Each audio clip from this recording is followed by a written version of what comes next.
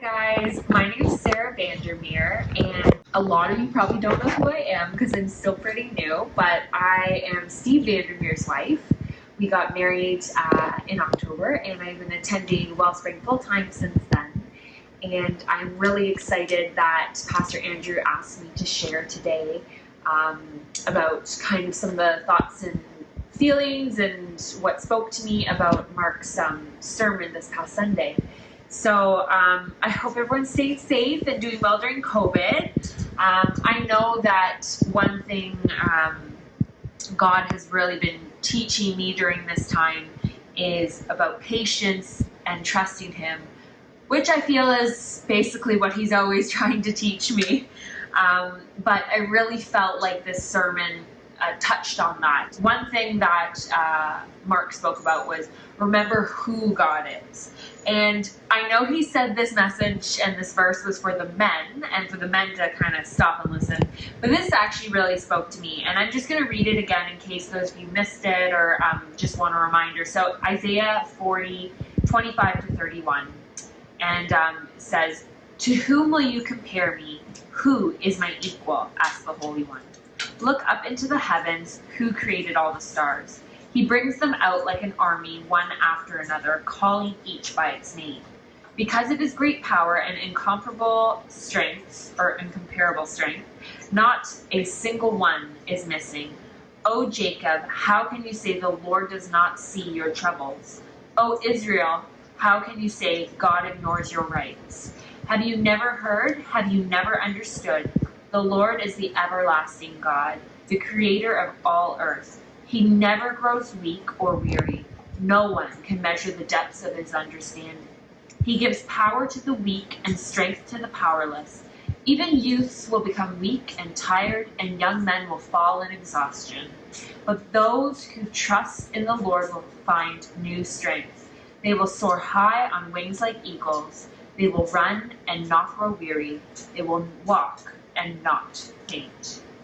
That's the NLT version, but that's a verse that you hear often, and as something that really spoke to me is it was just a reminder of how good God is and how He loves me and how He's proved it over and over, not even just in my own life, but through the generations. He's proved how much He loves His people and how much He just wants to be part of your life. And I think that just speaking, like when you think about, when you look at the stars and it's like, wow, like God actually created all that. And how can I not trust Him when He knows every hair in your head, and there's still that struggle. And I thought it was interesting when Mark spoke about remember who you are.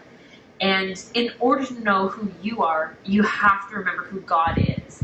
And if you have an inspired view of God, you can also have that inspired view of yourself being His child. I think especially women, we can get down on ourselves for so many things, and I know society has so many different expectations, and the same is true for men.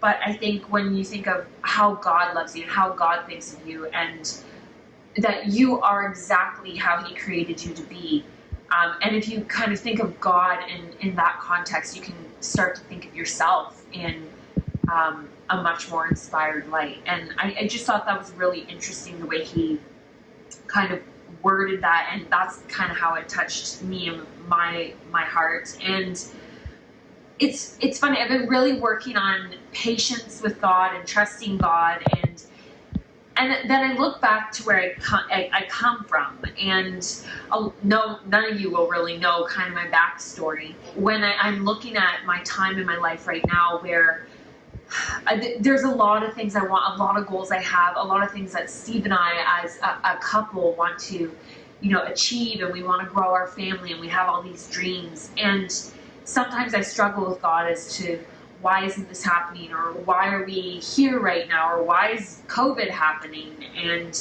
I think back to where I came from, and it was not even like 10 years ago, and I was in an abusive relationship.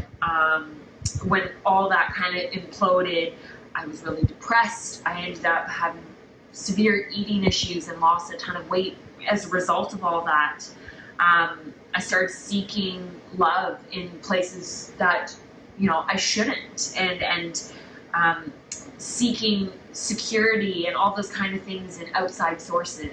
God had my heart and he brought me out of that. And I look at how far I've come and where God's pulled me from.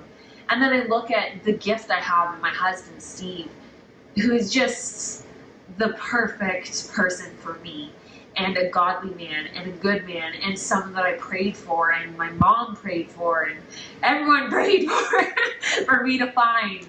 And I've been gifted this beautiful gift of a husband. And, I look at that and I'm like, look where God brought me from. And how can I not trust him? How can I not believe that he has good things for my life? And, learn to be patient in the waiting.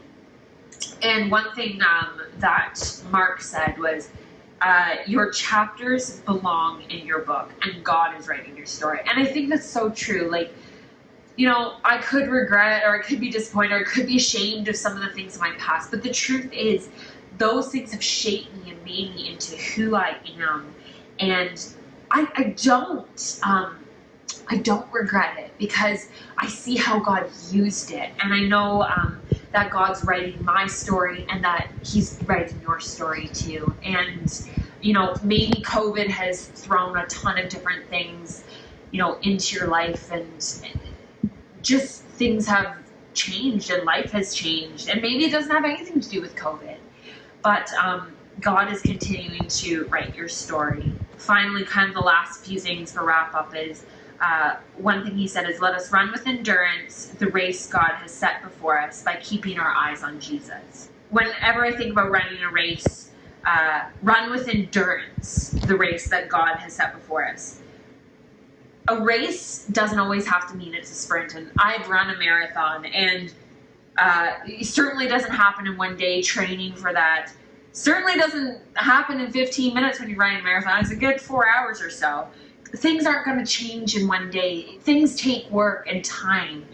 The verse that encouraged me, that kind of marks wrapped up with, is Philippians 1:6. He who started a good work within you will be faithful to complete it. I believe that God has great plans for us.